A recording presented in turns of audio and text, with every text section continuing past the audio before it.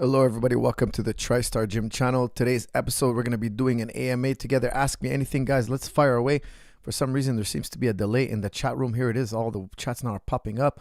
Hello everybody, salam everybody. Hello. Let's hit it off. This weekend we have a bunch of fights, guys. I'm going to be in Vegas for the fight, so I'm asking you guys the question in the poll. Who's going to win, Justin Gaethje or Paddy Pimblett? I was thinking I was going to give you guys my pick. Then I realized, you know what? I'm going to have to probably bump into both camps and hang out with them quite a bit. I might bump into them, and I don't want the heat. So I was like, you know what? I better keep my mouth shut for this fight.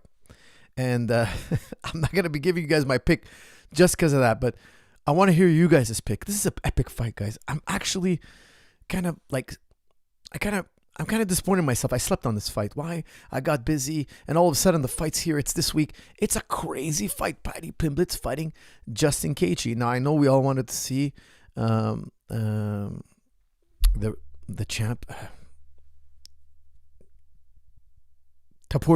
Ilia Topuria. How could I forget Ilia Topuria? Impossible. The man had to let go of the title. Why? He's having personal issues. He's going to court, etc. Things are getting messy for him. He relinquished the title temporarily, and now this is an interim title fight.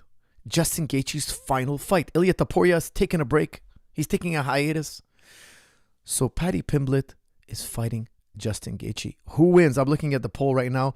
It seems 61% is picking Justin Gaethje. Guys, I really do like Justin Gaethje in this fight. But the thing is, I also like Paddy Pimblett. Why? He seems so hungry. He has less miles on him. Gaethje's been into war after war after war. Guys, I'm going to comment on this fight, but because I have to see those individuals this weekend, I'm not going to make a pick, okay? Because I really don't want to bump into them, and then I picked against one of them. I just don't want to go through that. Paddy Pimblett has less miles on him, less injured. He's been through the ringer less. He's less experienced, maybe, but man, does that guy find a way to win. Paddy Pimblett, he's a winner, guys. He doesn't have the best mechanics. He has incredible athleticism. But his number one asset, he really wants to win. Like he's gonna die in there. Now we could look at Justin Gaethje and say the same thing. That guy's been in war after war, never gives up. But those wars have accumulated on him. I think Paddy Pimblett has that same kind of drive and will that Justin Gaethje has. He's just a young Justin Gaethje. A young Justin Gaethje with a lot less injuries and a lot less concussions and a lot less miles on him. Now, the thing I don't like about Paddy Pimblett's chances, what I don't like, is he has his chin a little bit too high. He's a taller guy, and his chin is high. I think Justin Gaethje and his boxing experience is going to take advantage of that. I love the youth, the health level of Paddy Pimblett. He's much younger, much healthier. He's been concussed far less times. You know, Justin Gaethje, he's a hero, yes, but he's been hit a lot. If Paddy Pimblett hits Gaethje and Gaethje goes down, well, it's not just necessarily Paddy Pimblett that knocked him down. It's Fiziev, Max Holloway, Oliveira. They all knocked around Gaethje, and it accumulates. He got his bell rung by all those guys. It's a history of getting your bell rung, and then one day some young kid touches you on the chin, and you've taken harder shots than that and walked to tell about it, but not this time, not tonight. Guys, chins have an expiry date. Your chin doesn't last forever. How healthy is Justin Gaethje's chin? That's my question. I think it's at the trail end of his career. Why? Because he's saying he's going to retire after this fight. From what I understand, he's saying, this is my last one. I want to win with that title and disappear and end it. Why do you think he wants to end it? He doesn't like giant paychecks? Of course he loves giant paychecks. He's a fan favorite. The UFC would keep him on. His body's probably at the tail end. Health-wise, he's probably told himself, look, I've got my bell rung once too many times. I'm thinking about retiring. Every fighter goes through it. Every fighter lives through that. How many times can you get your bell rung? I think Justin Gaethje has better boxing mechanics than a Paddy Pimblett, but Paddy Pimblett is younger, has less miles on him. And the thing is, Gaethje's going to tag Paddy, and Paddy's going to tag Gaethje. By the book, if you look at them by the book, Gaethje's a better boxer. They're both good leg kickers, both very good leg kickers. But when we look at the ground, Paddy Pimblett is, I would say, levels above on the ground. So, does it go to the ground? Paddy's going to shoot for sure, but it's going to be a lot of boxing. We all know Justin Gaethje is a good wrestler. It's not going to be impossible to take him down, but it's going to be difficult. If Paddy Pimblett is able to win the striking, he's easily going to take down Gaethje. If he's losing the striking, is getting his bell rung, it's going to be tough to take down Gaethje. So can he take down Gaethje? It all depends on how successful he is at striking.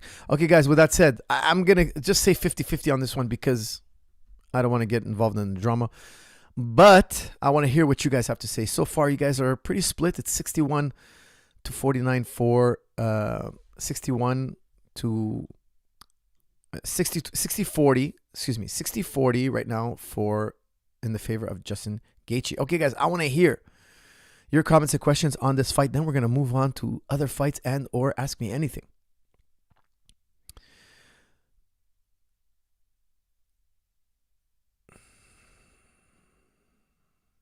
Coach, does Paddy really stand a chance against Ilya? That's from Muhammad. Muhammad, I'll tell you, Ilya, I would pick Ilya. I would say it's like 80-20. Why? Ilya is not going to be taken down. Ilya is excellent on the ground. And Ilya is not going to have his chin up in the air. He's going to eventually tag a Paddy Pimblett. Paddy Pimblett comes out of position a lot when he's trading. And Paddy Pimblett, in my opinion, would get knocked out. So personally, for me, if that fight was happening, which is a fight I really want to see, if Paddy were to win the title in the summer, I hope we see Ilya versus Paddy Pimblett. That would be a crazy fight. The hype around it would be amazing. Why? Because these two really don't like each other. They sincerely don't like each other. Guys, I think it was in England. We're all in England when they scrapped. I was there for another fighter. And they got into a serious scrap at the hotel. These guys really don't like each other. Okay, so I would tell you that would be a crazy fight, but way, way in the favor of Ilya Topuria. Way. Khabib about Gaethje, this guy hit like a truck. That's from Baziz. I have no doubt Gaethje hits like a truck. I have no doubt. The thing is, Paddy Pimblett takes shots. He has a great chin. His chin is exposed, but he's proven to us not against the elite of the elite. That's the other thing, is Gaethje's fought the elite of the elite. But the problem with that, he has a pedigree, definitely. Gaethje has a pedigree. There's no doubt. He's fought the who's who. But he has a lot of miles on him. He's gotten his bell rung many, many times. So Pimblett, fresher, younger, and less experienced. You look good, Coach. That's from Hey Sue. Hey Sue, thank you very much. I hope it's in a no homo type of way there. Guys, don't forget to use promo code HOLIDAY55 off. Get 55% off anything on jujiclub.com. Guys, I released Combats and Signals Volume 2. Okay, Volume 1 was super well received. Everybody loved it. Volume 2, in my opinion, is just as good. Juji Club's going to start certifying in February, guys. February, I'm going to open up certification. You can be a level 1 operator, level 2 operator, level 3. Level 3 will be coming up in the next few months. If you're a level 3 operator, that's a level of you can train a pro. You're the level of a guy who could train a pro. Guys, I also highly recommend all the other volumes. Lots of great videos on jiu-jitsu, wrestling. Make sure to pick them up. Coach, did that one already. Paddy a bum, bro. That's from Larry Bird. Larry Bird thinks Paddy is a bum. Now, look, I know he's very charismatic. He mouths off, but that's part of his marketing. A lot of people don't like that. They're kind of like, they get turned off by the fire like that. Dude, that's part of his marketing. That's why he has so much hype behind him. 1, he could fight, and 2, he can entertain the crowd. Guys, never forget, charm, charisma, it's all part of the entertainment package. People want to care about you. If they care about you, they want to see you fight. If they don't really care about you, if you're not very interesting to them, you could be the best fighter in the world and people are not tuning in. You got to be interesting. You got to be interesting as a person. And Paddy Pimblett, he's definitely there. He's very charismatic, very outgoing.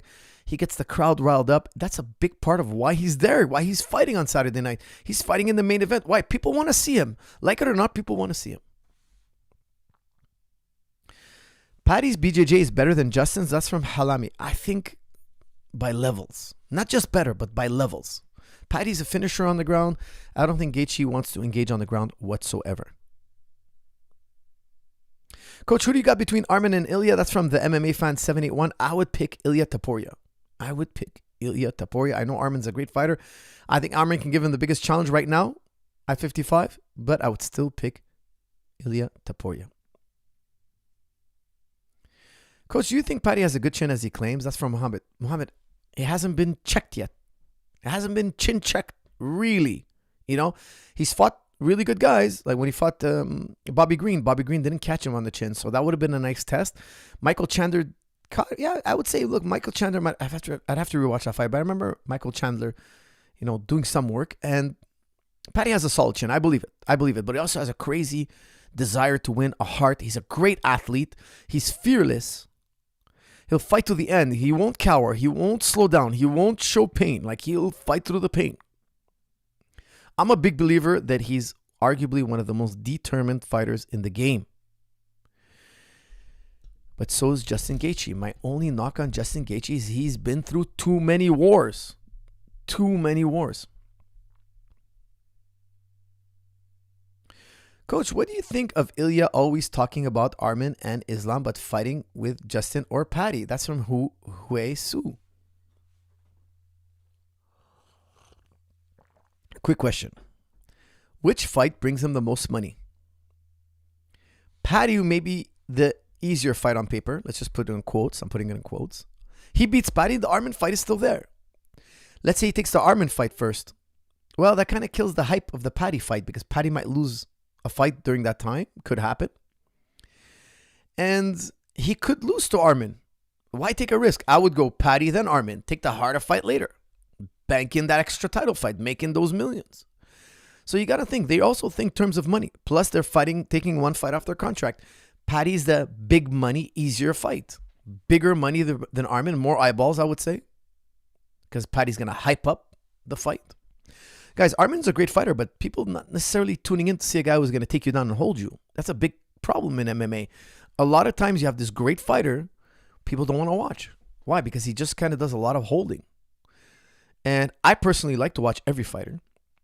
I like to see the grappling skill. I like to see the pinning. I find it fascinating. However, the average fan kind of gets annoyed. Like when Chimaev beat JDM. Excuse me, not JDM. When he beat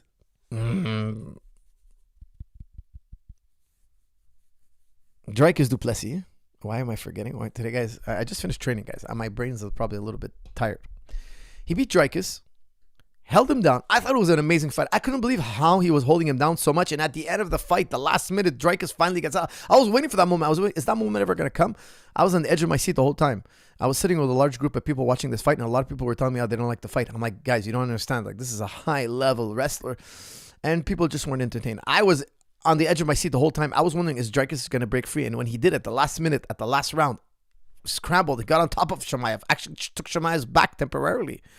I was like, wow, could you imagine this is like maybe another Anderson Silva, Chael Sonnen situation? I thoroughly enjoyed the fight, the entire fight. The group of people I was with, lots of casuals, okay? Some hardcore fans, some casuals. The casuals, the wives, they weren't liking it. They're like, this was not fun. I loved Chimaev fights and the DDP fight as well. I thought it was crazy good. People complained. And then I saw hardcore fans, like hardcore people commenting on the MMA channels. You would say they're not novice fans. They're involved. They know where the MMA channels are. They were also complaining, saying Chimaev is boring. Guys, show me a boring Chimaev fight. I don't think it exists. Every single fight he had was a barn burner, save maybe the Dricus fight, but I still thought it was incredible. I thought it was a stellar performance. Like he dominated the champion. I was in awe. I was so wowed by him.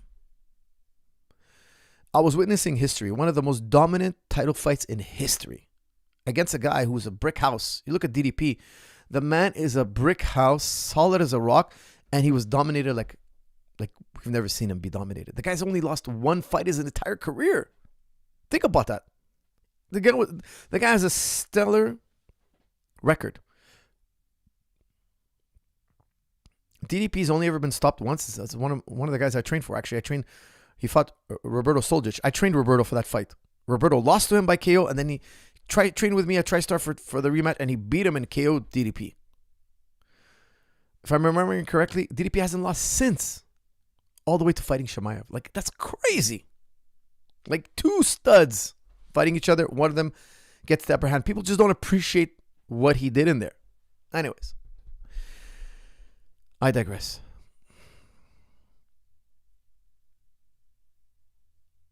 Coach, do you think Sean will knock out Sang Yadong? That's from Fresh and Fit. fresh air fit. Very, very likely. I would say I would give it 70% chance O'Malley wins by KO. 70%. It's going to be a tough fight. I would love to see those guys, two guys, do 5 rounds. I know Song has been training with Justin Flores, J-Flow, which a guy I really admire and find is fantastic. I would love to see if Song Yadong can do some nice takedowns. Can he take down Sean O'Malley? Is he going to surprise us with some amazing takedowns? I would love to see that. Coach, who you got? Umar versus Figgy. That's from Danny. Danny, I'm 80-20 picking Umar. 80-20. Okay, so I was really amazed how he beat Mario Batista.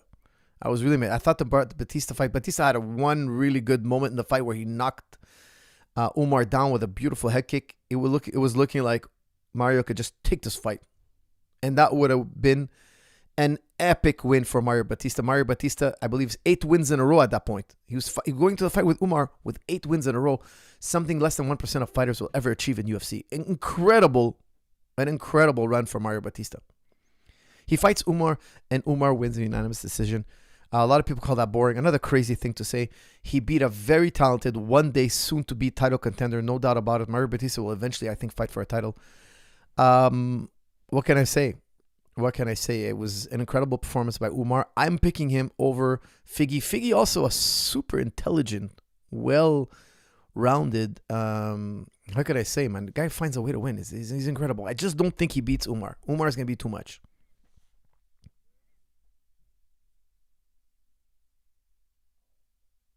Coach, what do you think about Sean O'Malley? Can he win the belt again? That's from Tafara. Yes, it's very possible. Look, he has a win over Jan. Now, a lot of us thought Jan won that fight, including me. Guys, I'm drinking matcha, by the way. I love matcha tea.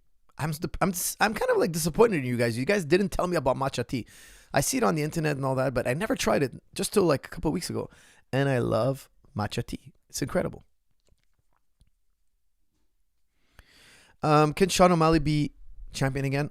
Look, if he wins this fight, I think UFC is going to push him to a title fight possibly against Jan. It's got to be Merab and Jan or Sean against Jan. Why? Because they love Sean as champion. Why? He's super marketable. People online love him. So I think UFC might be pushing for that fight if he has an impressive win.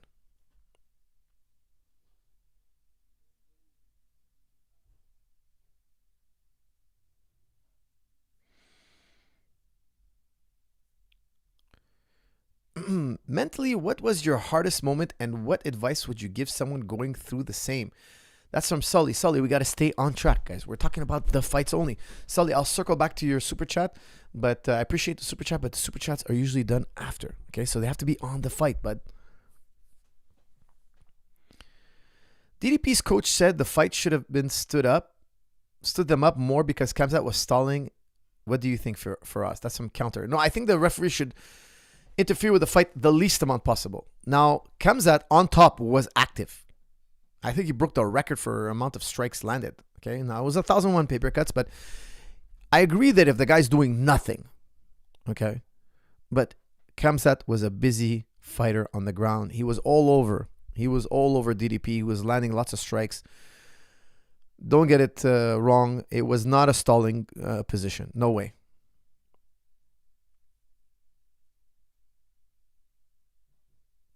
Mighty Mouse said something interesting. Figgy's best days were in flyweight. That's from the Nomad. That can't be true. But he had a huge win against Montel Jackson. A huge win, like a stellar win.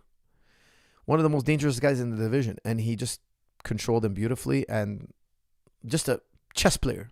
Figgy's a chess player. And it was just amazing. So I don't want to count him out.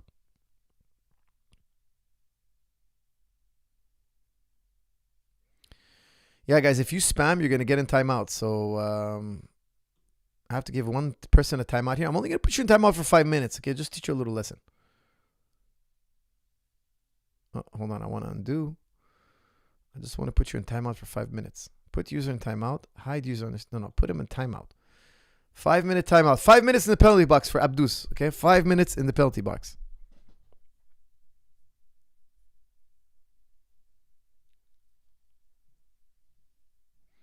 Guys, only questions on fighting for now, please. And then we will open it up to ask me anything. We are only about 21 minutes. We're only 21 minutes in, guys. This is a fight channel, guys. Don't forget.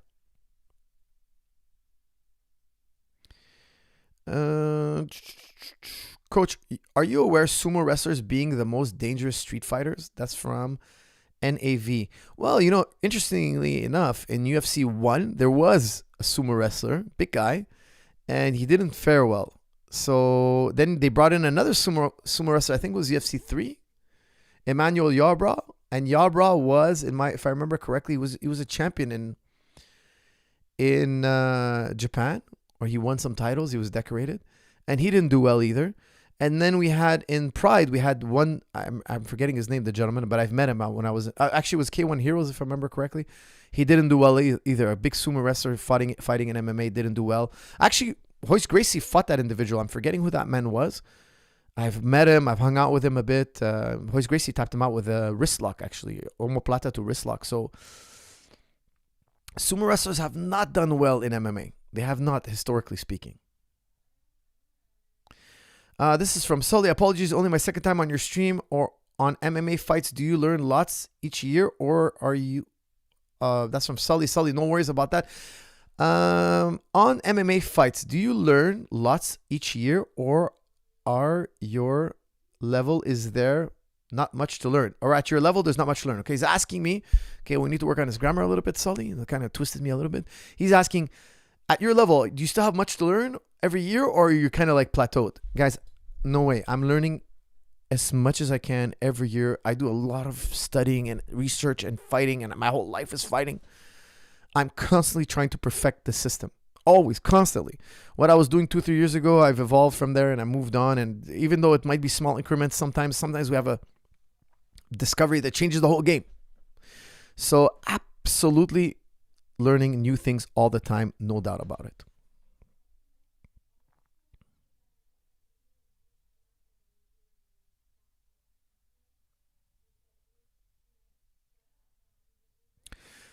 Who would win, MVP or 2022 middleweight Alex Pereira? That's from John Dong. Look, I love MVP. I love his style, but Pereira, I think, would be too much. The leg kicks, the left hook, it would be just too much power. MVP is great, but he doesn't put people away like Pereira. Pereira, guys, is an anomaly. He's like a freak. Now, MVP is amazing. He's very special. But Pereira is got that one touch, puts you to sleep. You're out. And he's got a vicious low kick, which I think would really be difficult for MVP to deal with.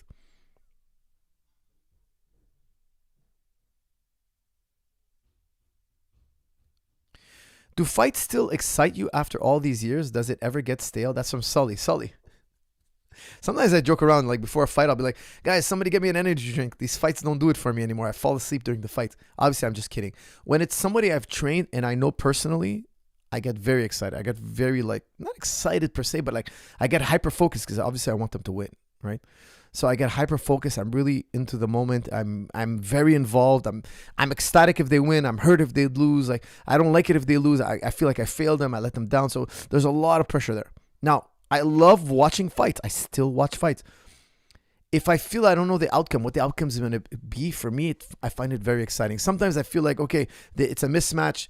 They're giving this guy kind of like, this is a really good fight for this guy. Nothing should go wrong for him.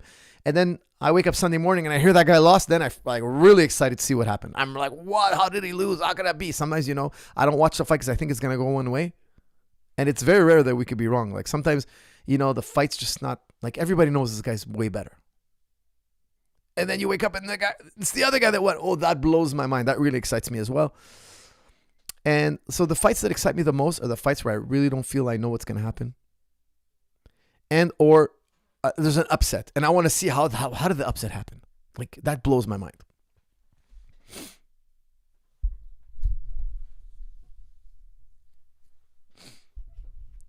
Coach, do you think O'Malley can win the belt again with all talent in that division? That's from the Freebird. Yes, it's tough. It's a tough look. Bantamweight is a crazy tough division.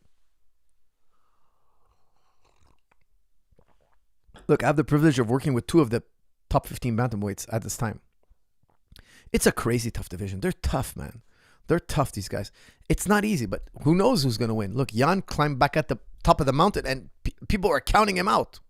After he lost to Marab, they're like, okay, he's washed up. He's not going to win this title ever again. He'll never touch gold again.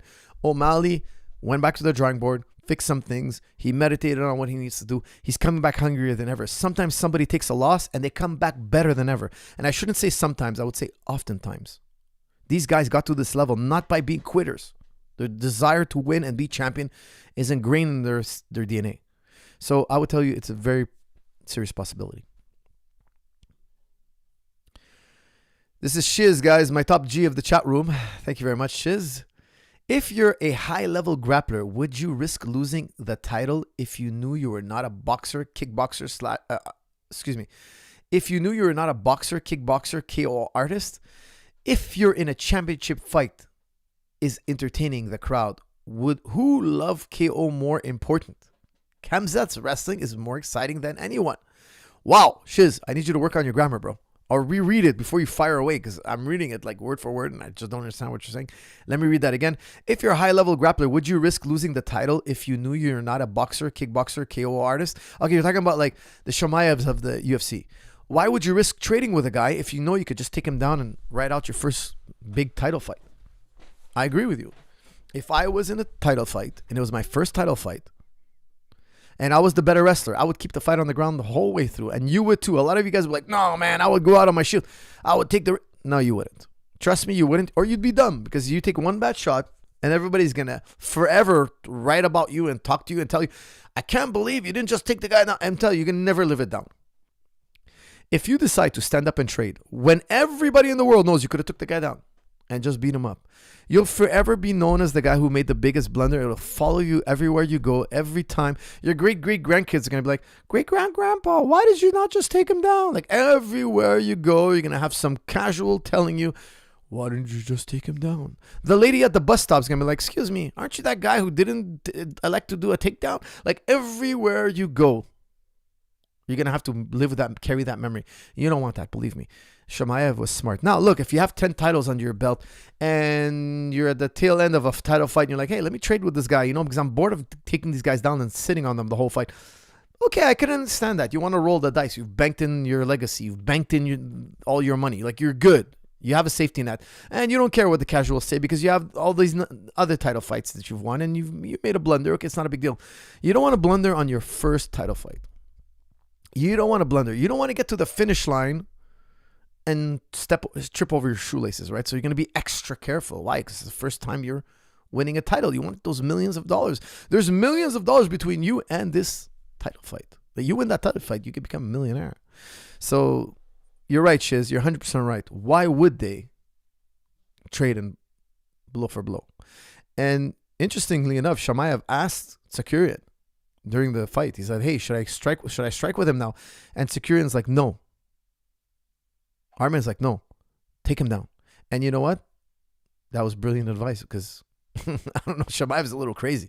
He strikes me as a guy who's a risk taker. And he's a little crazy.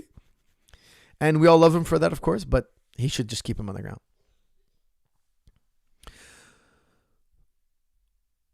What's the most unfair thing about MMA, such as pay or weight classes? What can be done to solve it? That's from Sully. Sully, this is a good question. Thank you for that super chat. I would tell you, look, Sully, I would love if they did more weight classes. You'd have more champion versus champion fights.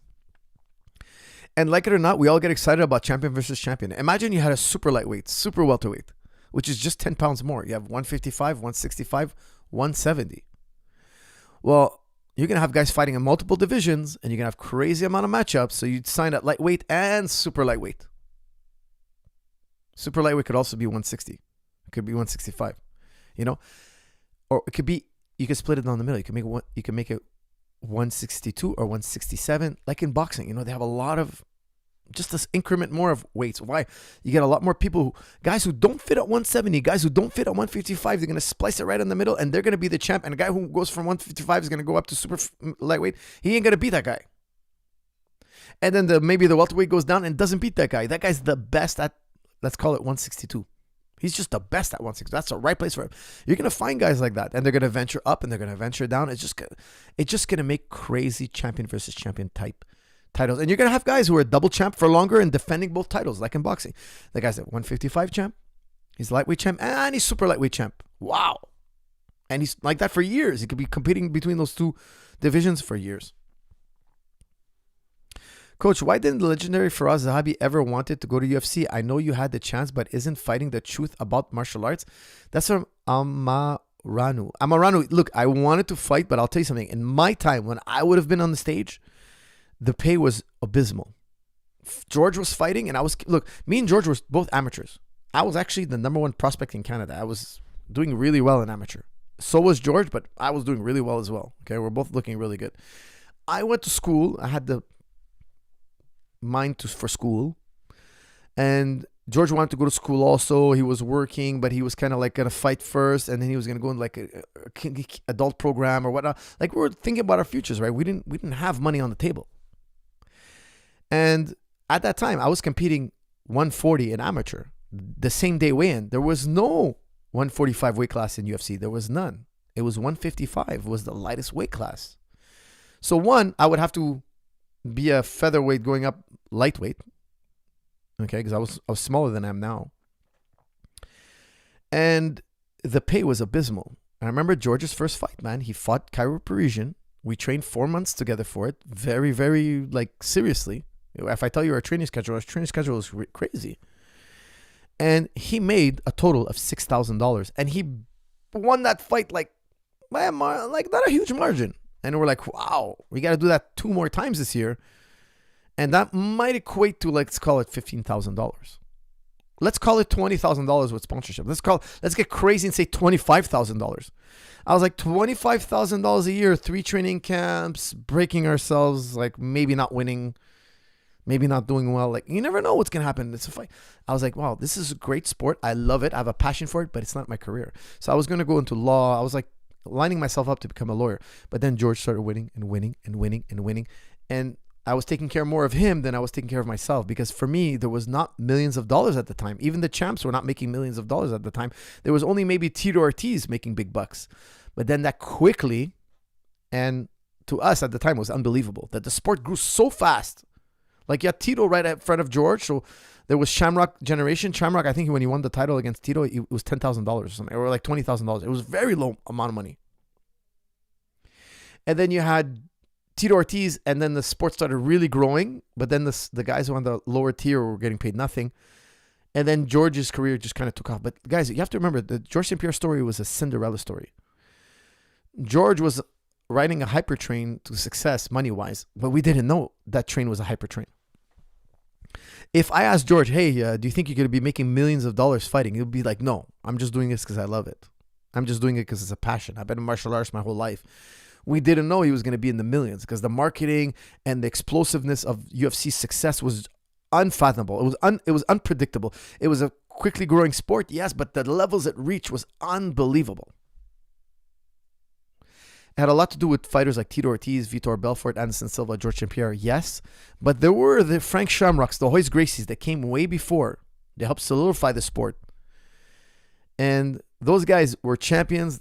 They were pioneering the sports, but at that time, their paychecks were really small. Royce won a 3-man tournament. He fought 3 times in one night. If I remember correctly, it was $60,000 he won. Okay, that was the champ who fights 3 times in one night. That was crazy.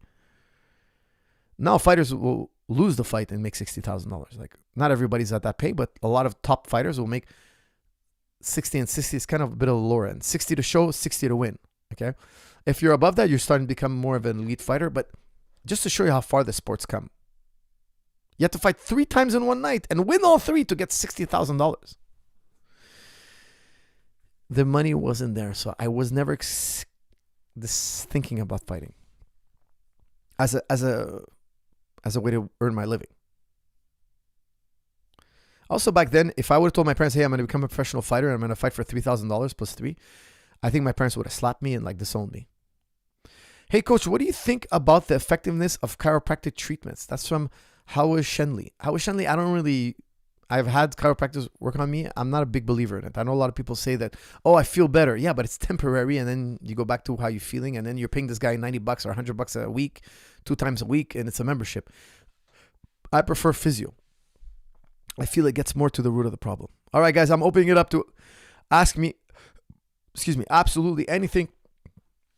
Don't forget to use promo code HOLIDAY55 off and get 55% off anything on jujiclub.com. Guys, pick up absolutely anything. I highly recommend get commands and signals. And, of course, a multitude of grappling and wrestling videos.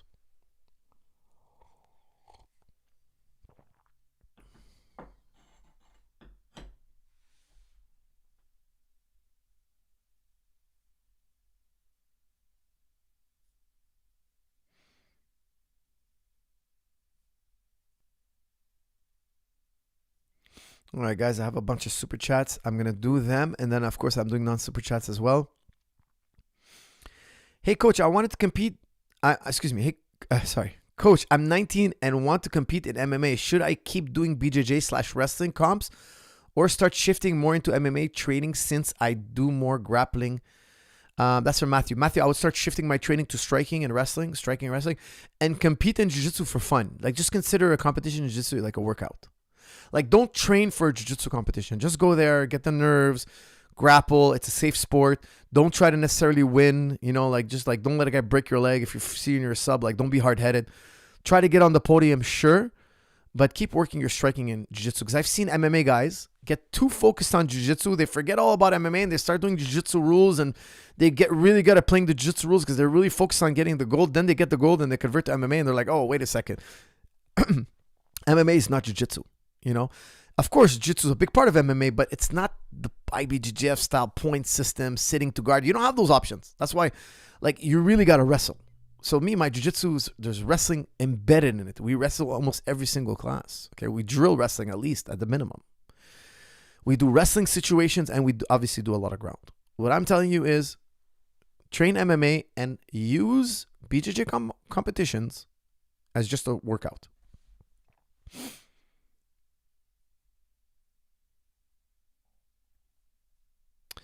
What's your best and worst coaching moments? That's from Sully. Sully, that's a good question. Well, you know, I have one of my brothers is fighting UFC. One time he got stopped in UFC. That was a very tough pill to swallow. But also it was followed by 7-fight win streak, okay, which is a huge, his second biggest fight win streak after George St. Pierre for a Canadian. Okay, so of all the Canadians, George St. Pierre, I think it was 13 wins in a row. And after that, it's Ayman Zahabi, my brother, two of my students, two guys I trained. Just shows the tradition of TriStar. And of course, on that list, the top winning fighters in Canada. After that, it's Rory McDonald. We have Dawoud also. I believe he had a stretch of wins. Olivier Aubin-Mercier. Ivan Manjovar's on that list. Cajun Johnson, 4 wins in a row. Who else is there? All the guys I work with. A lot of the guys on the list are guys I work with. And that's for men. Okay, men's division in UFC, all divisions. Okay, the most winning streaks in Canadian fighters, a lot of them came from TriStar. So that I would say that's one of my favorite moments is how much success we've had as Canadians. I would say the 7-fight win streak for my brother, especially 5 of those fights, it was a major underdog. Think about it, major underdog, like he's supposed to lose really badly, and he came out the winner. He even beat Jose Aldo. Like, think about it, my brother wasn't even fighting when Jose Aldo was world champion. Jose Aldo was world champion. Ayman Zahabi never fought before. He never did a pro fight. How much ground he had to catch up. And don't forget, they're the same age, roughly. They're roughly the same age. So it's not about age. So I took on my brother's training and really, I think we caught up a lot of ground. He beat a former world champion and he beat Aldo at 145. Don't forget. Technically on Bantamweight, he has a 6-fight win streak, but in UFC, he has a 7-fight win streak. Why? Because Aldo missed weight by 8 pounds and Ayman had to sign a featherweight title, not title fight, a featherweight fight with Aldo, or else the fight was off. So not only he beat Aldo at featherweight, and there's only 3 other guys that ever beat Aldo at featherweight: Max Holloway, Conor McGregor, and of course Alexander Volkanovski. So his name is among those 3 world champions that beat Jose Aldo. He has a win over a world champion. A huge moment in our careers. And of course it was great because George was in the corner with me and we shared that moment together. And of course, for those who saw the fight, it was a crazy close fight, and it was like a comeback win, fighting till the end, like all the way to the end. It was a crazy fight. Okay, guys, let's chill a little bit on the super chats because I got a little bit too many here. And I got to do also non-super chat. Okay, got another one here from Shiz. To my wrestling haters, how would you react when you get taken down in the streets and your head hits the ground? Imagine my bro comes out doing that. Are you going to apologize or say, come on, you're boring? Followers, share your thoughts in the chat. That's from Shiz. Shiz, guys. Shiz wants you guys to lay off the wrestlers. Shamaev is his boy, and Shamaev takes people down and beats them to death, and he grinds them down, and if that was a street, you'd be begging for mercy.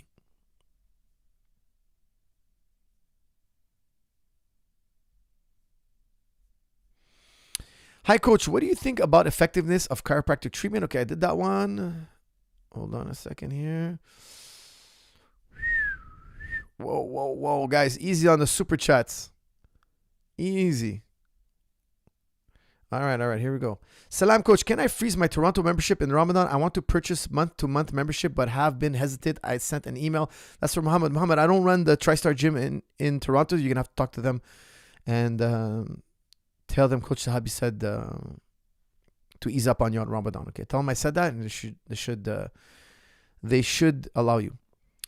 So excited for Paddy the Baddy against OG Justin Gaethje. Do you think it's not going to be easy for Paddy? Question mark. He is in arguably the toughest weight class, 155 pounds. Followers that were the GOAT Khabib came out. That's from Shiz. Shiz, you're right. 155 is arguably the hardest division. I would say 170 now with Makhachev going up is probably right there with it. Even. 170 is super interesting now. Michael Morales, Islam Makhachev, like, wow. That's a very exciting division now. Makhachev comes up, wins the title, but then you got Ilia Topuria coming up from featherweight, winning the title. Scary division. Both divisions, very scary. I'm excited about this fight. I'm very excited about this fight. I see Paddy Pimblett favoring now. You guys are favoring Paddy Pimblett. It flipped. We went from 61% for Gaethje. Now we're at 51% for Paddy Pimblett. I love it, guys. I love fights like this where we just can't decide. I can't wait to see what happens. Why does Arnold have big pauses between fights? That's from Lord Piggy. Lord Piggy, I can't really comment on that. You'd have to ask him yourself.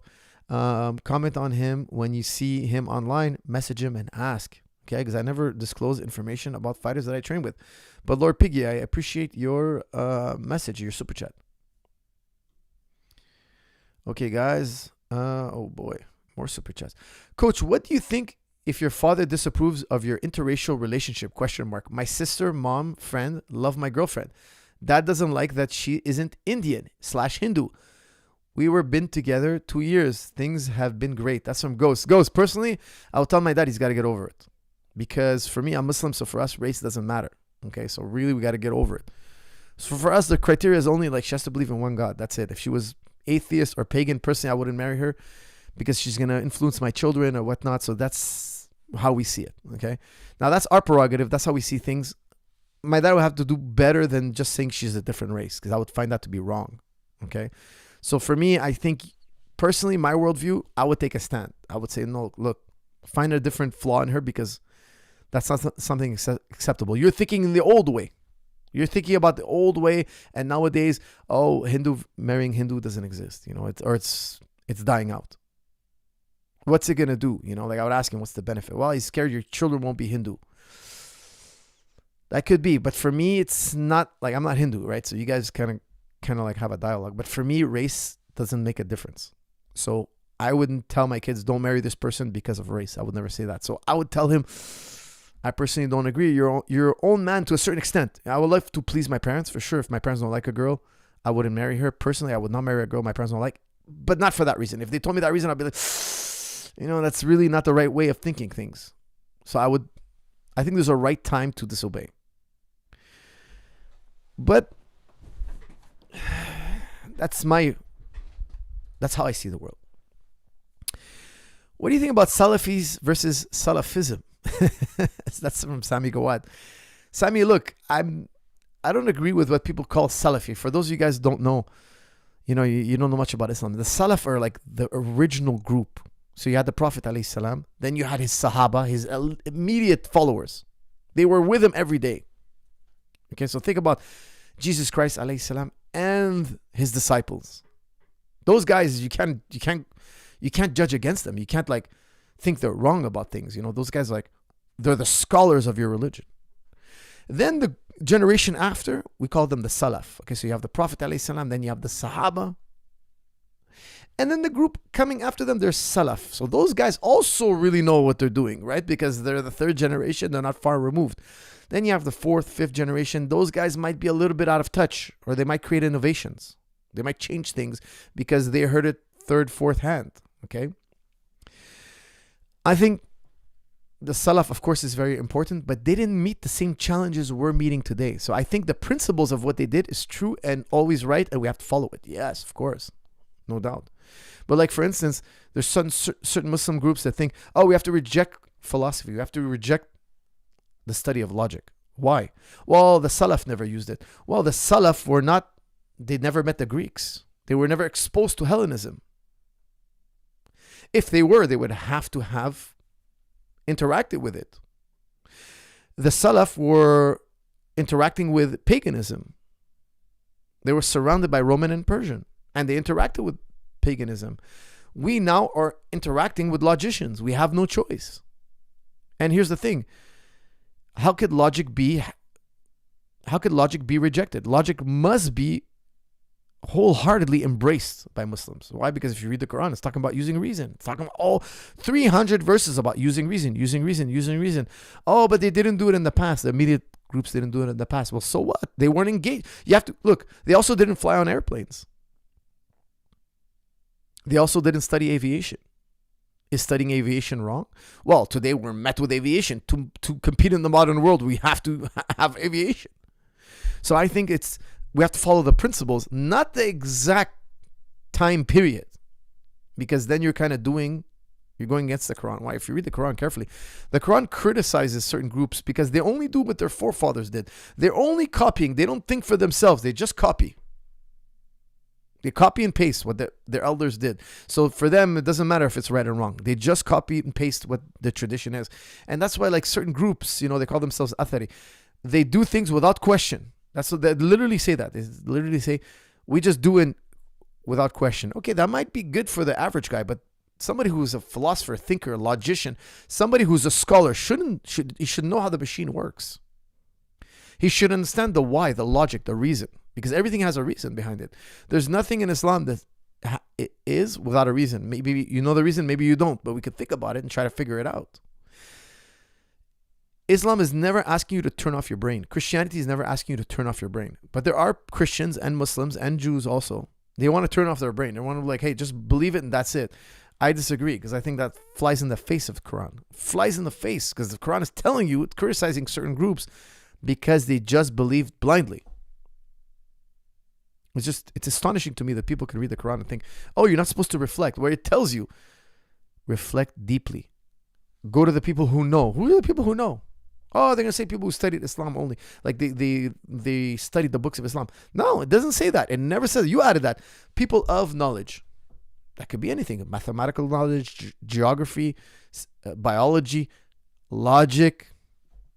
Logic is super important, guys. Tell me, argue against logic, you're going to make a fool of yourself because you're going to have to give me a logical reason why logic is not good. When I was discussing with the Buddhist professor, Professor Garfield, he was saying even logic is empty. Well, if logic is empty, you're arguing against yourself. You're saying that logic is not good, but you're using logic to tell me logic is not good. That's a self-defeating position. Imagine. You're saying, look, I logically deduce that logic is not good. Well, that's a foolish thing to say. You're in a self-defeating position. You're saying the ladder you're standing on is not good and it's broken and it doesn't work as a ladder. Well, guess what? How could you be standing on the ladder? You're claiming to stand on the ladder and the ladder doesn't work. It doesn't make any sense. You're in a self-defeating, clear as day, self-evident position of contradiction. We just dismiss you.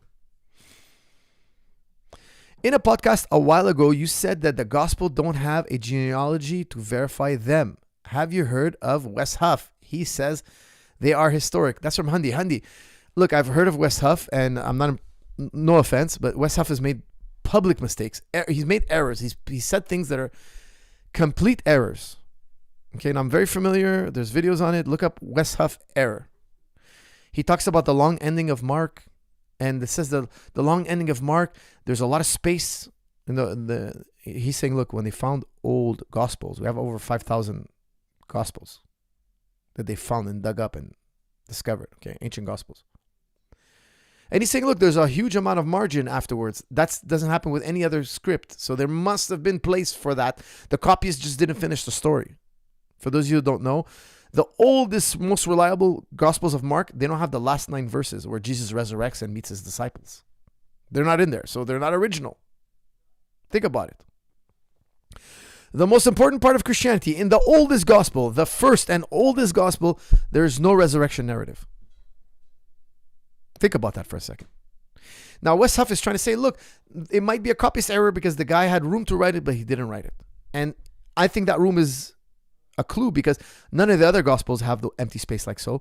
And then, by the way, that's completely untrue. He came back and he made a retraction. Now, everybody can make mistakes, okay? Anybody.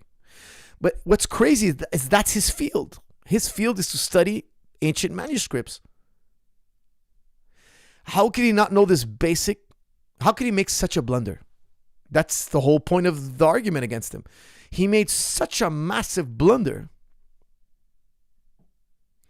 In a field, it's like if I mixed up armbar and triangle. You'd be like, Coach, did you misspeak? No, I verified. This is a triangle. I'm doing an armbar. You'd be like, it's not possible. That's your field, Coach. You can't be that wrong. You couldn't make a mistake like this. And we're asking you if you misspoke. And you're like, no, I didn't misspeak. Actually, no, I presented it as an armbar, but it was really a triangle or vice versa. You'd be like, that's insane. How do you make sense of that? Well, I think the guy's just incredibly biased. He just can't see past his religion. Now, look, here's the other thing. There is no disciple named Mark. Mark is the original first gospel that we have. And there's no disciple named Mark. So I'm telling you there's no chain of custody to Jesus Christ. So who wrote Mark? We don't know. Mark is just a pseudonym. We don't know who Mark is. We just, the church fathers just put the name Mark on it. The book never says, this is Mark, I am writing. This is Mark. It never says that. The Gospel of Mark never says, I am Mark, I'm a follower of Jesus, I was a disciple of one of his disciples. It never says that. It's just a guy telling a story. We don't know who he is. And here's what you might not know. There were other competing Gospels. And we don't know why the church fathers decided on Mark and not the other Gospels. Because at the time of Mark, there were about 50 other Gospels. Why did the church fathers pick Mark? That's another question. They don't have a good answer to that. And another major issue is the synoptic problem. Because Matthew and Luke, the next 2 oldest Gospels, copy Mark. Well, if they were there, why would they copy a guy? Imagine I ask you to tell me the story of a guy you were with every single day. Why would you go copy a guy's work that wasn't there? And the book of Luke is telling you I wasn't there. The first chapter, first paragraph, he's telling you, look, a lot of people say a lot of things about Jesus and some are right and some are wrong. I did some work, I did some investigation, and I'm going to tell you the truth. He's writing to his friend. I'm going to tell you what's real. And in Luke's gospel, he's correcting Matthew. So he's telling you Matthew made mistakes. But how could Matthew be in the gospel? But Luke is telling you Matthew is wrong. Luke is actively telling you, I had to change things in Matthew because Matthew got things wrong. And he's also copying Mark. Like it's such an incredible puzzle. But at the end of the day, the 3 gospels that we know best, that are the oldest, closest to Jesus, are anonymous. So you don't know who they are. And not only that, they're highly questionable. Why? Because they copied each other. It's called the synoptic problem. Guys, it's not me that made this up. Like people, you're saying, I'm not making this up. When I read Christian scholars' work, they're telling us this. They're telling the world, look, we have this problem. We call it the synoptic problem. We have to explain why these guys would copy one another. Why didn't they just write their story? Well, they're not the first generation of people that were with Jesus, because if they were, they wouldn't need to copy. Imagine I had to write, George St. Pierre's biography. And I went online and I copied some other guy who wrote a biography about George. But I'm like, man, I was with him every day. Why would I need this guy's? Why would I need this guy's biography? Maybe I can use it as a reminder for certain things that happen in a certain sequence. Yeah, sure, okay. But I'm not going to copy word for word what the guy wrote. They literally copied each other word for word. So West Howe has no explanation for this because the whole scholarly body of Christian scholars, they tell you, look, it's a big problem. Here's different theories of how to explain it. And they tell you none of these guys were with Jesus immediately. None of them. So that's what I was trying to convey, okay? Not that the whole gospel is is irrelevant, or the whole gospel is a wash, or the whole gospel has no truth in it. No, I'm much more of a proponent of a gospel Q, which I'm not going to get into now, but I think Q is the closest thing to what Jesus preached, the closest thing. And that's actually the gospel. That's really what the closest thing we have to the gospel. And if you'll notice in gospel Q, there is no resurrection narrative. Nothing. There's nothing about dying, about being a God, about being the one and only true God. There's nothing about Trinity. It's a sayings gospel. And there's nothing about it that's heresy, like that goes against Judaism.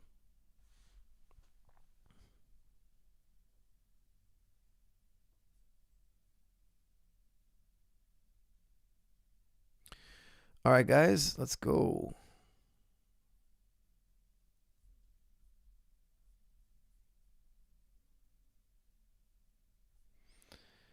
Oh boy, guys, easy on the super chats. I can't keep up. Coach, I recognize that I'm a hobbyist. What's a good mindset to get the max value from MMA training and fulfill mind, body, and spiritual needs for people who know this won't be a career for them? That's from Sean. Sean, I will tell you something. Martial arts is great for keeping your body healthy. Okay, so if you have a healthy body, now you can start to have a healthier mind and soul, okay, spirit. Because I'll tell you something, it starts with the body. If your body's tired, if your body's injured, if your body's aching, it's hard to go to the next level mentally. When you feel good, when you're healthy, you have energy, now your brain is working on jet fuel. If you eat right and exercise right, you have a lot of energy. Like what I do in a day is like, I'm really a busy person, but I'm also fit. If I'm not fit, I don't have the energy. I have to lie down. I have to be like a lazy dog, on the couch and just kind of like mellow. I don't want to be in that state. So I have to slowly increase my fitness level. And when I'm at high fitness level, I have energy. I want to do things. It changes how you feel. Okay. Now, combat sports also helps me learn how to defend myself. So it gives me that confidence, And then for your mind, for your spiritual development, in my opinion, you really have to study. Like I have the energy to study. I have the energy to train, study, do my chores, do my work. And then I still have some juice left. Why? I like to listen to lectures, read books, improve myself as a person. It's really important, I think, to fill your head with knowledge about everything.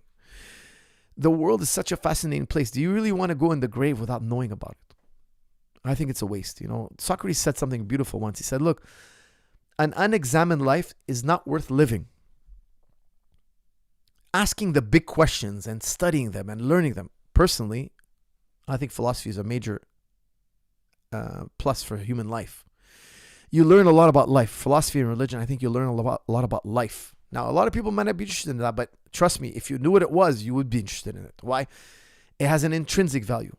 Extrinsic value is like material stuff, cars, houses, trips. Okay, that's good stuff too. But intrinsic is how you are inside, how you are between your ears.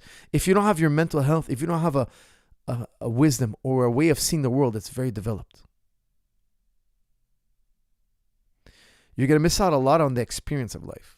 Sometimes I talk to people and I notice like they're so underdeveloped mentally. I feel sorry for them. I'm like, wow, this guy doesn't know what he's missing. But it's always a question of them being closed-minded. It's not that they're dumb or no, they're just not interested in learning. I've met people who are not interested in learning anything. They don't want to learn. If you try to like have a discussion, don't talk about books. Don't talk about story. Don't talk about like anything to do. Don't teach. Don't talk about ideas. I just want to live in my little aquarium. That's my world, this little aquarium. And I think it's a type of poverty.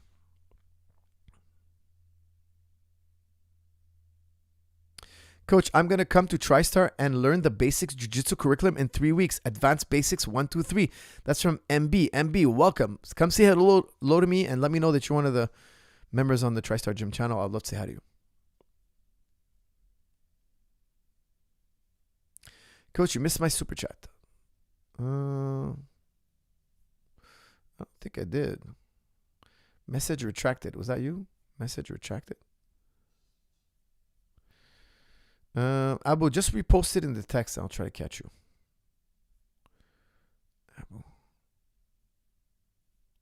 No, I don't think I missed an Abu.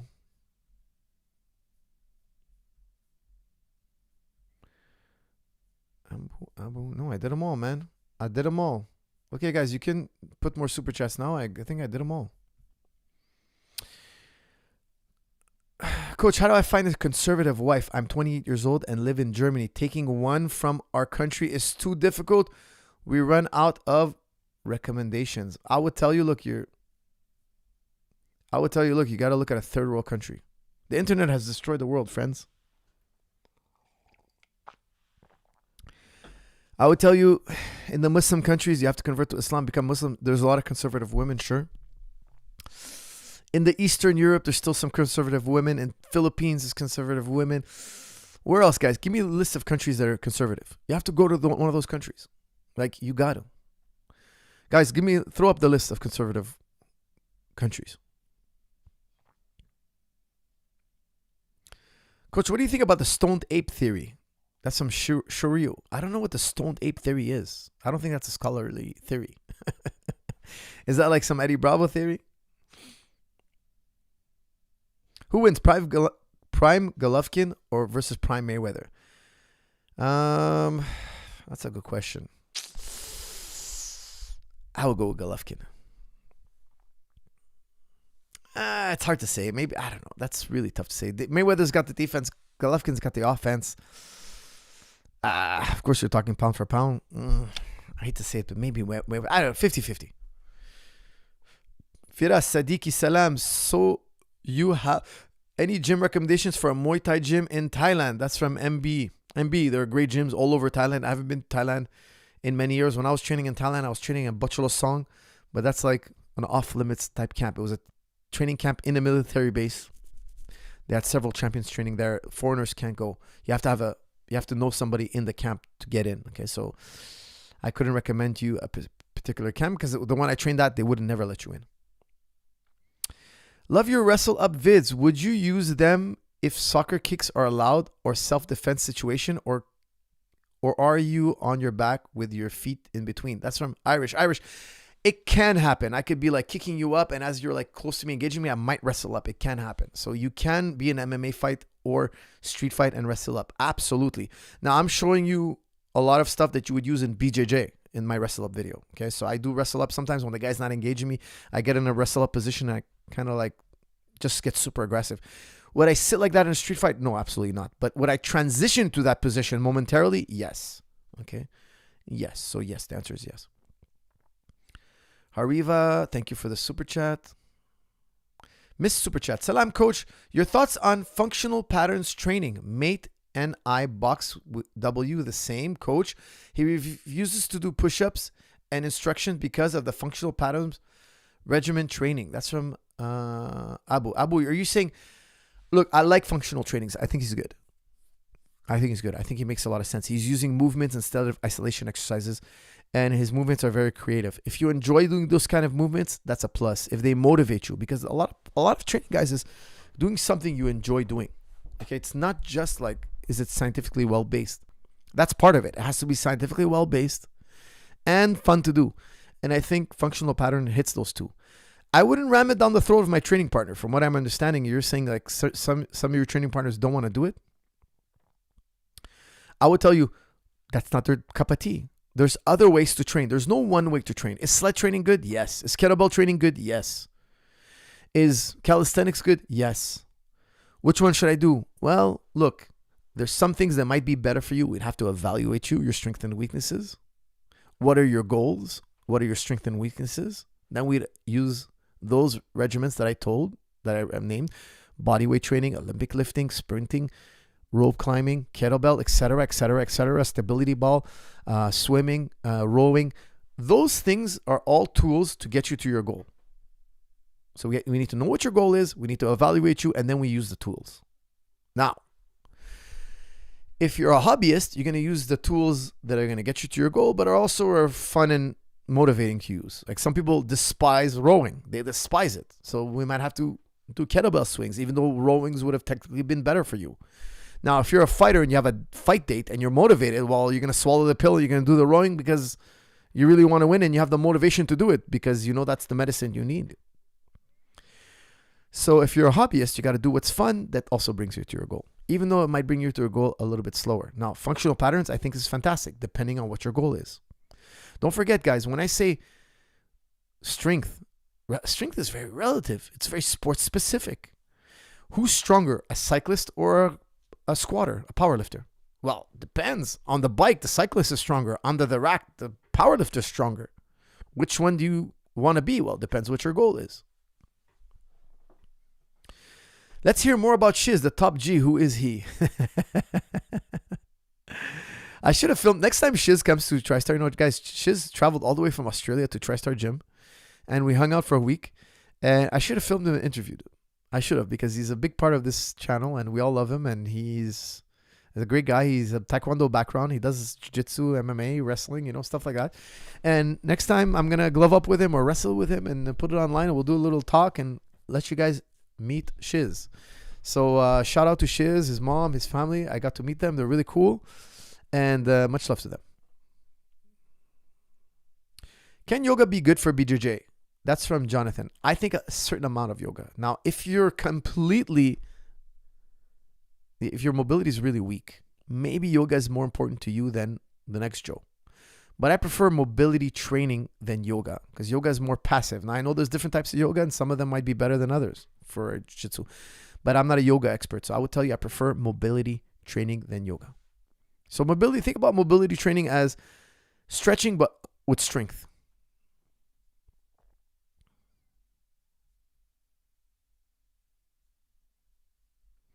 As a young athlete aiming for longevity and knee, what would you recommend for plyo routine to keep athleticism, jumps, throws, etc.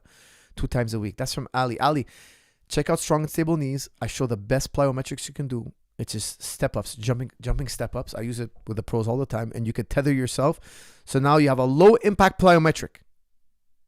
I'm a big believer in low-impact plyometric. It's super important. In my opinion, that's absolutely the best. And also, band sprints is fantastic. Band sprints is amazing. You don't need a lot of room, and it's crazy good for strength, power, explosiveness, and cardio, and stability of the knees. You're hitting all these targets at once. I use it all the time with my athletes. It's amazing. I use variations of it. And I also show you how to use a med ball on the wall. Another way to crazy plyometric, low impact, crazy conditioning, crazy power output for core, legs. If you try it, you'll understand. You're like, coach, this is crazy difficult. But it doesn't beat up the body. So check out Strong and Stable Knees and Strong and Stable Back. Those 2 videos are golden. I show other things. There's a lot more. I show a lot of low impact plyometrics. You need to study that video.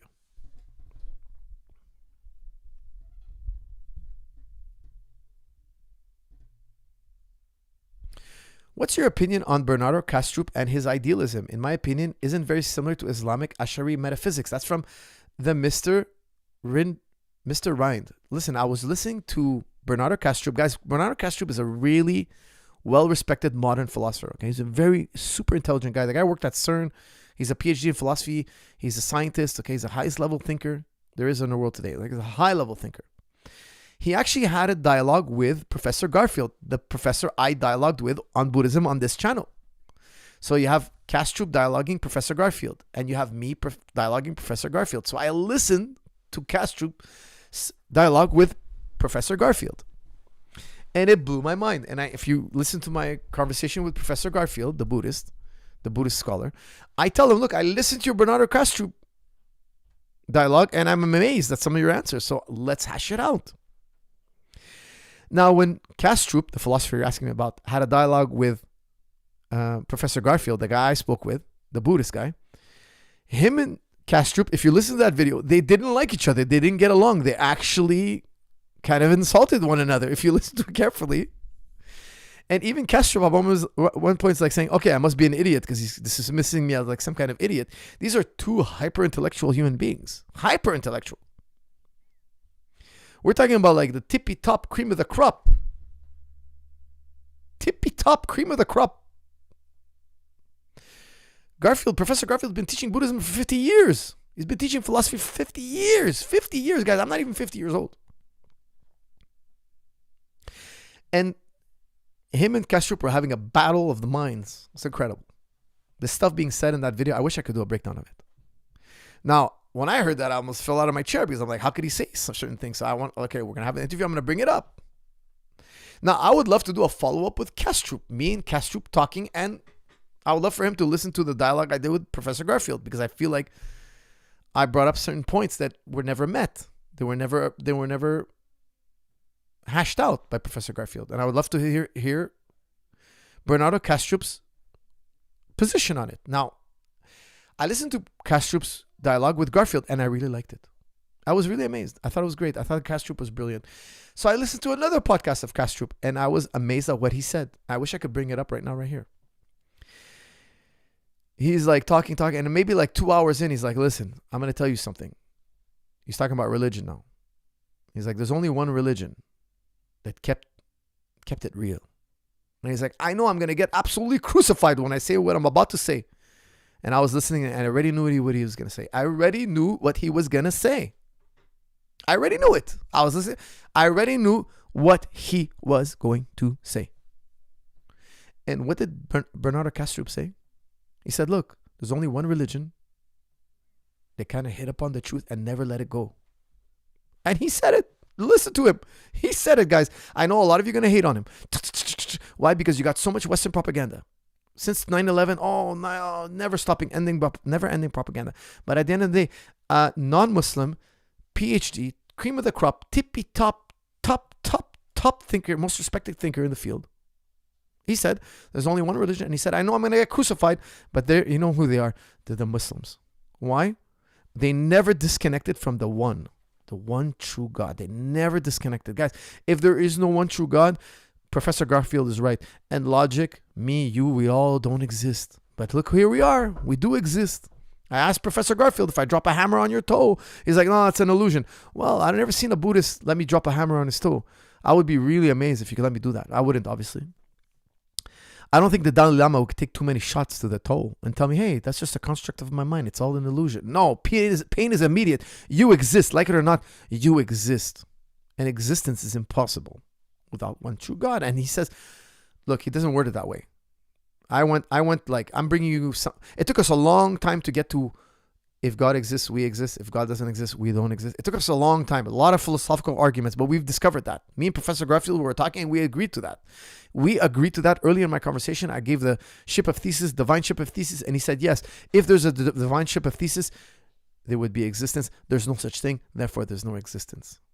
It's all an illusion. Okay, then we hashed it out and I said, look, he admitted that if this quota is met, there is existence. Divinity. Without divinity, no existence. Again, guys, I'm not expecting you to follow me because if you didn't climb that ladder, you wouldn't understand what I'm saying. But still, nonetheless, Bernardo Kastrup said, look, he calls it the mind at large. He's basically saying God. He calls it the mind at large because if he says God, you're going to think religion. He's like, there's only one religion that ever stayed in contact in its pure form, not adding or mixing anything with it. And they touched to it 5 times a day. And he said, that's Islam. I know I'm going to get crucified, but guys, they did it. They're the one religion. Every other religion had some type of distortion of the one, what he would call mind at large. I commend this bravery. I know this is an unpopular position. I know this is a highly unpopular position in the West. Highly unpopular. But like the West resisted Christianity for a long time. Like the West resisted Christianity. Following a Jewish preacher. They're going to resist Islam and maybe over time they adopt it, maybe not. But still, there's been many movements that have been rejected in the past and adopted in the future. And let's just imagine for a moment Islam was adopted. What's so scary? You're not going to have OnlyFans anymore. You're going to have wives instead of mistresses. Like, what's the big deal? What's the big, what's the big scary thing? What's the big... Feminism is going to take a dip? Okay, so what? It's already out of control. Like, it's out of control. Like, young men are asking me, where can I find a wife? Like, where can I go and find a wife? Like a classic wife. Well, they would be everywhere. They could be everywhere. And what we don't remember is like the birth rates are declining in every liberal country. There's no human race. If we go too liberal, guys, there is no more human race because liberals are very about themselves and they don't want to necessarily sacrifice their life for their family. So they're not interested in these things, and it's their prerogative. It's the way they feel, and that's how they think. And too bad, so sad if the world ends for you. That's none of my business. I'm here for me. I'm happy like this, and you can't judge me for that. Okay, it's you, the individual, not the group. It's the welfare of the individual over the group. Whereas if we put the welfare of the group, we will survive. If we put the welfare of the individual before the group, I think we will meet our demise. That's my position. That's how I see the world. And I think that if we maintain this position of putting ourselves before the group, we will meet our demise. But that's just my opinion, guys. Might be wrong. I might be totally wrong. Maybe being really individual, thinking about ourselves first and our neighbors second. If we're America first, Canada first, if everybody's like thinking about themselves first, it'll lead to some type of harmony. I highly doubt it. I think it's going to lead to division. Because if we're first, that means you got to be second. That means you got to take a back seat. That means we got to negotiate against your interest, as opposed to trying to find a win-win solution that's good for everybody.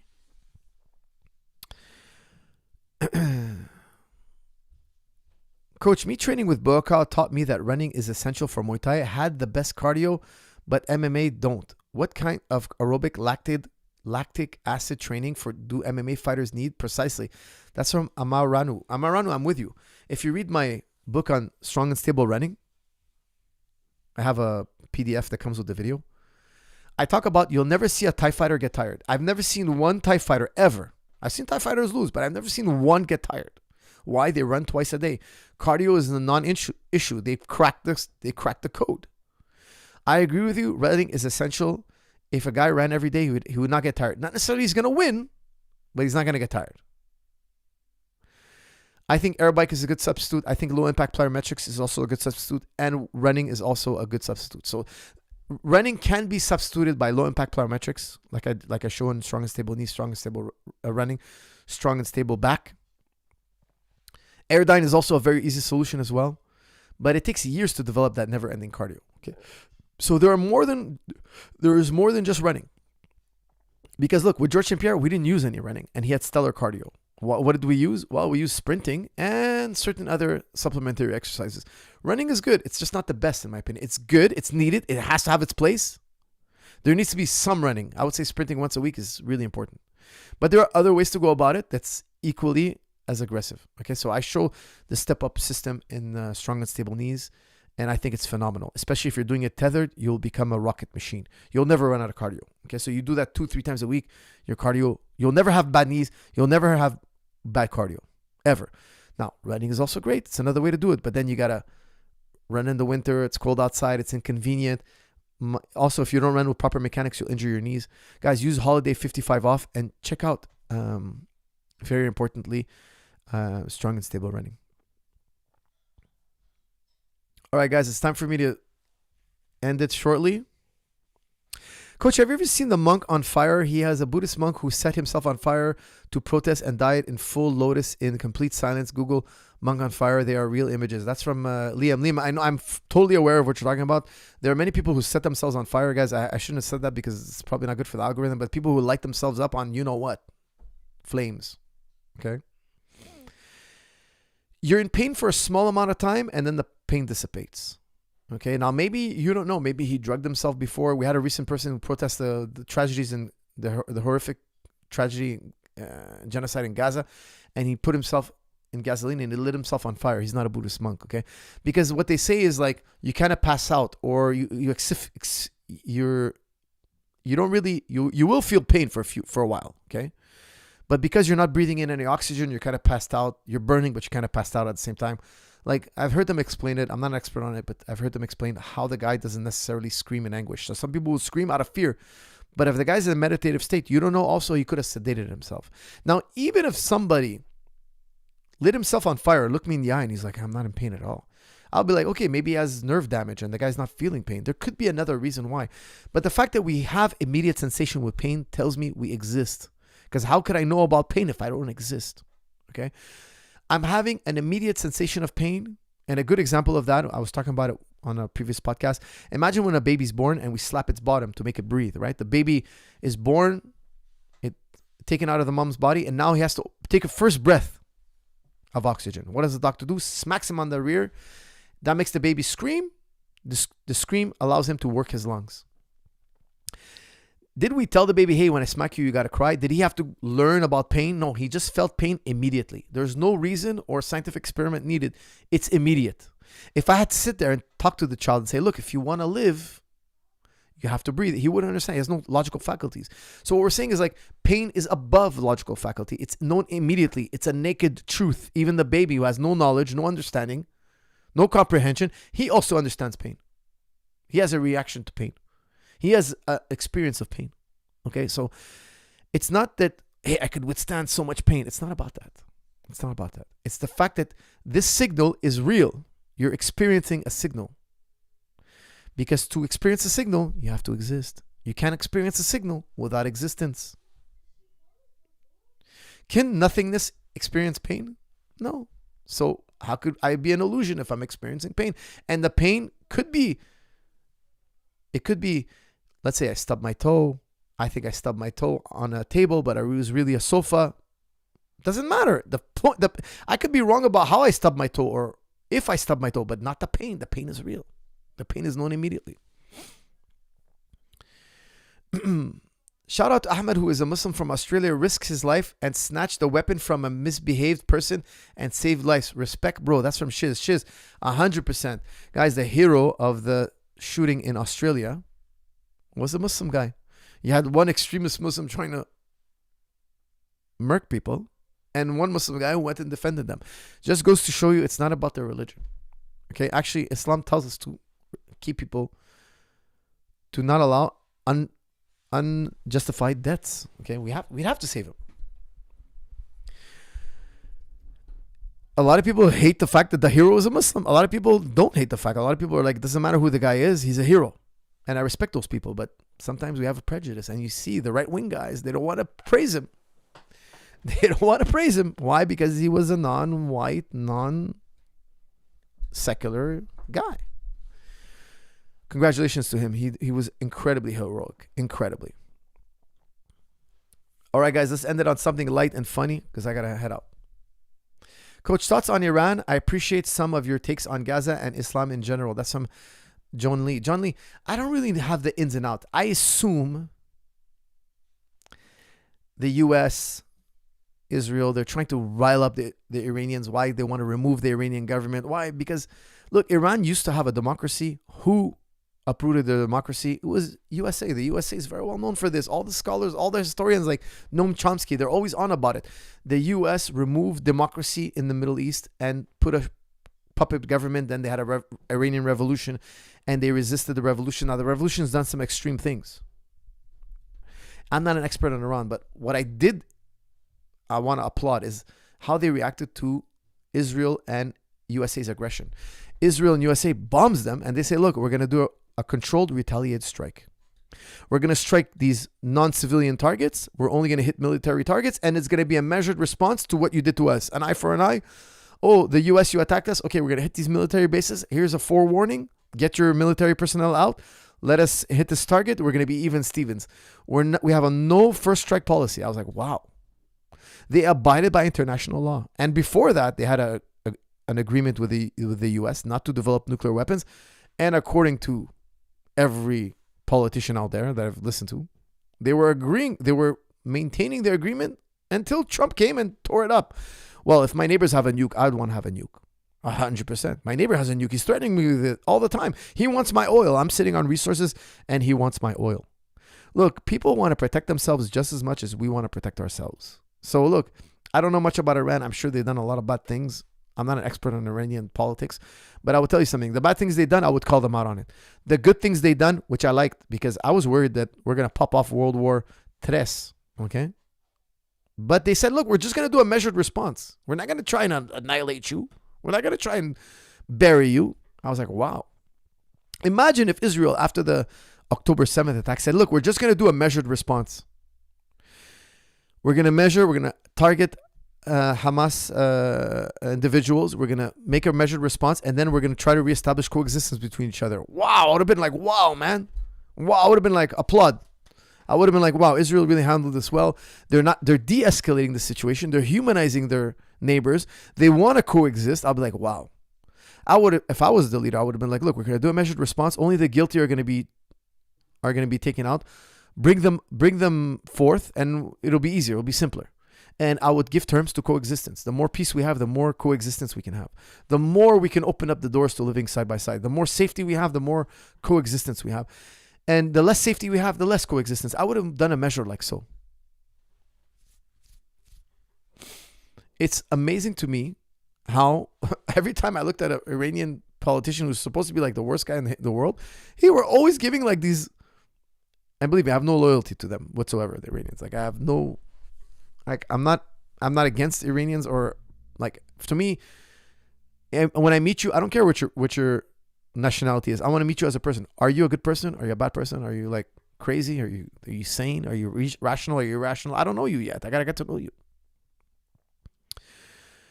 But when they were speaking and talking back to the US, I found them to be quite fair. They're saying we're going to abide by international law. We have no first strike policy. I was like, wow. Like, I thought they were going to go full, like, berserker. No, they're like, no, we don't strike first, and we're going to do a measured response only. It's going to be measured. I was like, wow, man. I thought they were supposed to be these bloodthirsty crazies. Now, I have also read some bad stuff about them that, you know, they use kids to, I can't even believe this. Like, I did a research, and I was researching them a bit, and they were saying they use live children to disarm landmines, because they're like, oh, they're going to go to heaven, these children, you know? That's really, like, appalling. That's really absurd. It's a distortion of Islam. There's no such thing. And you could use, look, I wouldn't use animals, but okay, let's say I was like really down on my technology and I had to use some kind of living creature. I would use farm, like, just set some cows out, or throw some feed in that field and set out some animals that are going to go and feed on it. They're going to detonate all. Why would you use young human beings? Like, why not use farm life? Not that I would even use farm life. There's 1,001 ways to root out a minefield. There's 1,001 ways. You don't need to use a human being. That's ridiculous. So I found that, like, could this be true? And I verified it with ChatGPT, and ChatGPT, I verified it. I'm like, this is the best propaganda ever, or these people are the dumbest people ever. Like, why would you use live human beings? That's ridiculous. So I really hope that story is not true. I mean, I can't confirm or deny it. I don't know, but I find it to be like, you'd have to be insane to think like this. You'd have to have a mental disability. Something's wrong with you to think that. So that's why I still even doubt the story. It just might be mass, like, psyop that can't be true. Because, I mean, I'd be appalled that somebody could be so crazy.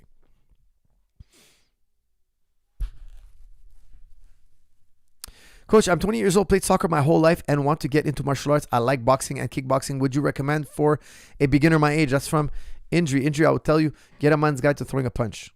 I have a really good video for breaking into boxing and doing a boxing routine. Check it out. It's a golden video. You'll love it. Guys, I need something that is very, very fun or light so I can end the stream, my friends. No more super chats, please. Guys, something a little funny here. Come on.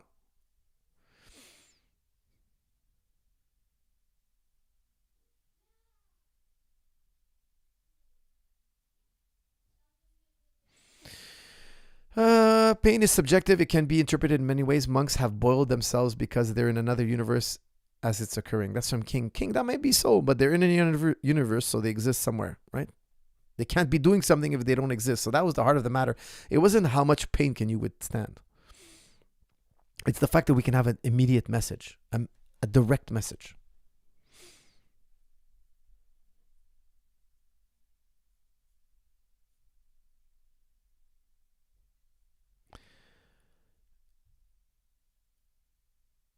How does the ideal style change with weight class? That's from Draco. Draco, the heavier you are, the more the punch matters. So if you're a heavyweight, one punch ends the night. The lightest weights, you can punch each other all day and they don't knock each other out as often. So as you get into heavier weight classes, the punches matter more.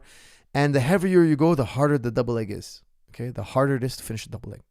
In heavyweight wrestling, they don't generally shoot the legs as much. Well, actually, they shoot the legs way less. Okay.